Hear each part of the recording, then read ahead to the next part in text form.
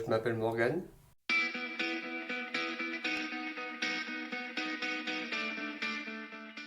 Je me décrirais d'une personne sociable, euh, intéressante du point de vue de mes amis. Ils me voient un peu comme le jeune vieux, certains. Parce que je m'intéresse à des choses que c'est pas vraiment des choses à laquelle, à mon âge, normalement, on s'intéresse. Enfin, normalement. Voilà. C'est pas tout le monde qui s'intéresse à ça, genre la politique. C'est pas. Moi, je vois mes copains, les trois quarts, ils s'en foutent un peu, quoi. Moi, ça m'intéresse. Donc, c'est un peu des sujets de vieux pour eux. Je manque de patience. Je manque de patience, tout le monde me le reproche. Mais bon, après, c'est. Je fais ça, c'est moi, quoi. Voilà, tout simplement. J'ai de l'attention, pas mal d'attention pour les gens, que ce soit dans la vie de tous les jours ou même dans mes activités. J'aime bien écouter les gens et avec eux pouvoir partager. Je sais apporter aux personnes réconfort quand elles en ont besoin et qu'elles peuvent parler avec moi. Enfin, je j'apporte pas un jugement sur les gens comme ça.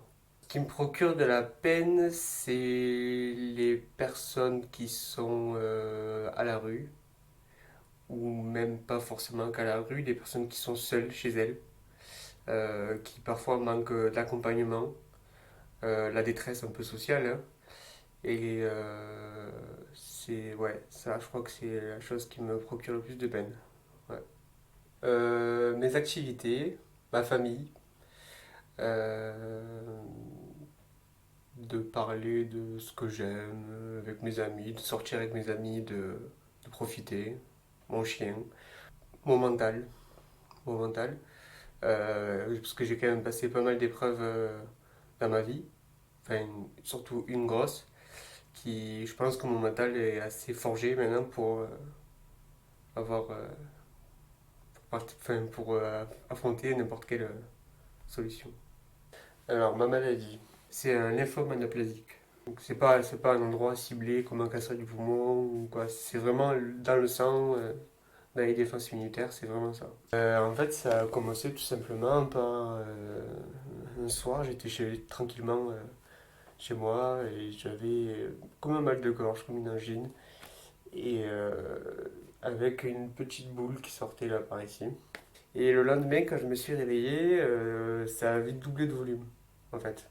C'était complètement devenu une boule bien dure, très dure. Mon médecin m'a fait faire plusieurs examens, échographie, scanner, et on a vu qu'avec ces examens, avec ces premiers examens, que j'avais en fait des ganglions qui descendaient de sous l'oreille et qui descendait jusqu'au poumon. Et en fait, mon médecin m'a directement orienté vers un hématologue à Montpellier, et qui lui m'a réorienté ensuite vers le service AJA, adolescents jeunes adultes. C'est à l'hôpital Arnaud de Villeneuve à Montpellier. Et donc je suis tombé dans un service très très bien. Un service vraiment avec des médecins et des infirmières. Tout le personnel hospitalier que j'ai eu, ils étaient vraiment tous à l'écoute, très gentils. Et je peux que les remercier. Et ils m'ont sauvé la vie, hein. Et j'ai bénéficié de chimiothérapie. La première chimiothérapie pendant 2 3 mois n'a pas tellement fonctionné, donc ça a été très long. J'ai passé plus de temps à l'hôpital que chez moi. C'était, c'était l'enfer. J'avais très mal, j'avais grossi au niveau du cou. C'était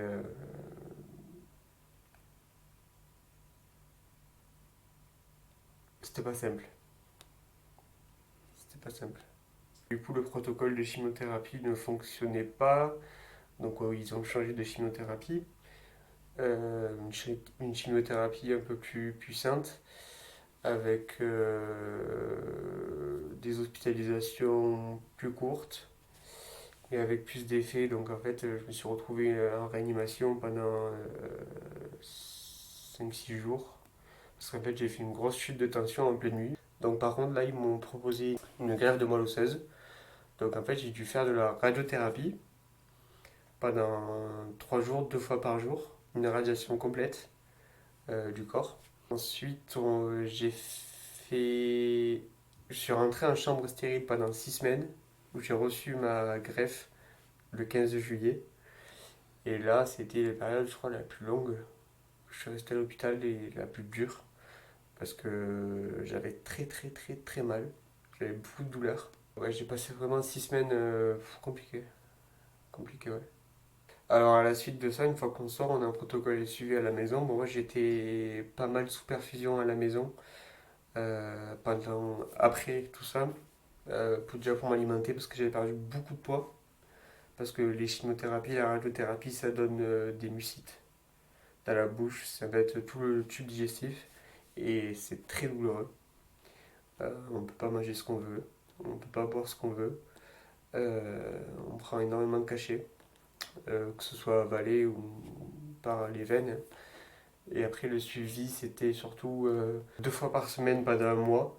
Il fallait que je me rende à Montpellier pour faire des examens. Après, c'est passé à 1 fois par semaine, à 1 fois toutes les 2 semaines, et maintenant, c'est 1 fois tous les mois. Voilà. C'est un combat contre soi-même. C'est un combat contre soi-même, donc en fait, il faut se battre contre un ennemi invisible qui est dans nous. Et comme le médecin dit, il y a beaucoup de morale qui fait. Il y a la médecine qui soigne. Et après, nous, dans notre tête, il faut qu'on se forge un mental d'acier. Et c'est comme ça qu'on y arrive, normalement. On ressort plus fort mentalement. On gagne en maturité. Parce que l'air de rien, c'est. Il faut prendre sur nous et on se forge en fait, hein.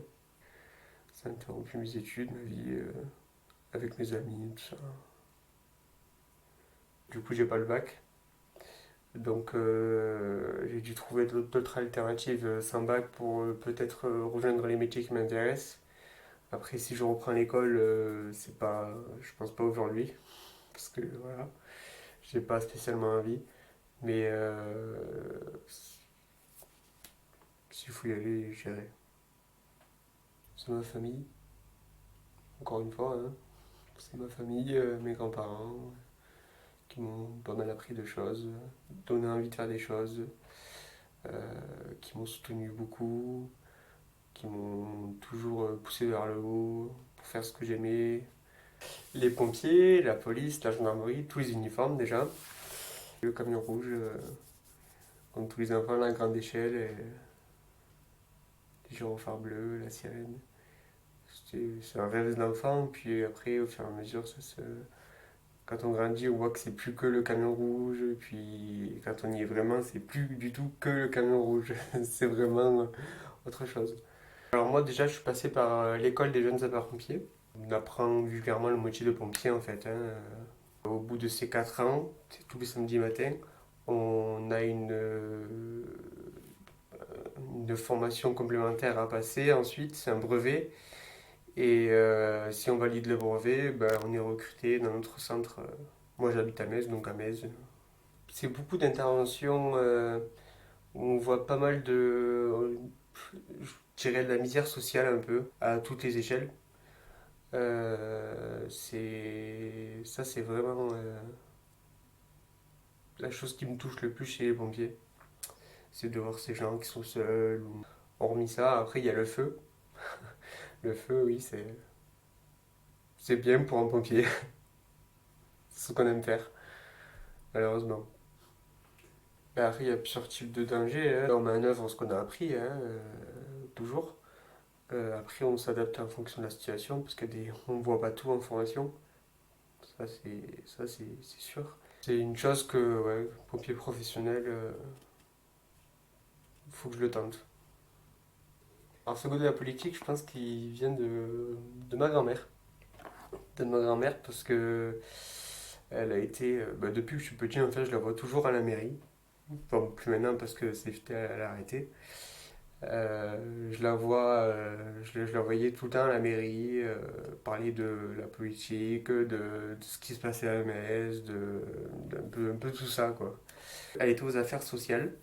Je pense que c'était quelque chose vraiment qu'elle tenait dans son cœur, de pouvoir aider les gens le mieux possible. Et tout ça, c'est un tout qui a fait que maintenant, je m'intéresse plus largement à la politique. La politique à n'importe quelle échelle, hein, que ce soit à l'échelle communale comme nationale, j'aime ça, ouais. Enfin, tout le monde le sait, chez moi, la valeur que j'ai pour la France, quoi, mon pays. Mon pays, c'est la France, mais c'est aussi les temps de taux, Metz. Ouais. Leur sincérité. Essayer de savoir s'ils sont sincères avec nous ou s'ils parlent un peu dans le vent et voilà, c'est de savoir si on a vraiment affaire à quelqu'un qu'on peut avoir confiance ou pas. Et sinon, passer outre quoi. Parce que quand on a des amis, je pense que c'est pour compter sur eux si jamais un jour on a quelque chose. D'ailleurs, moi je l'ai vu quand j'étais malade, hein, j'ai vu qui c'était mes vrais amis, hein.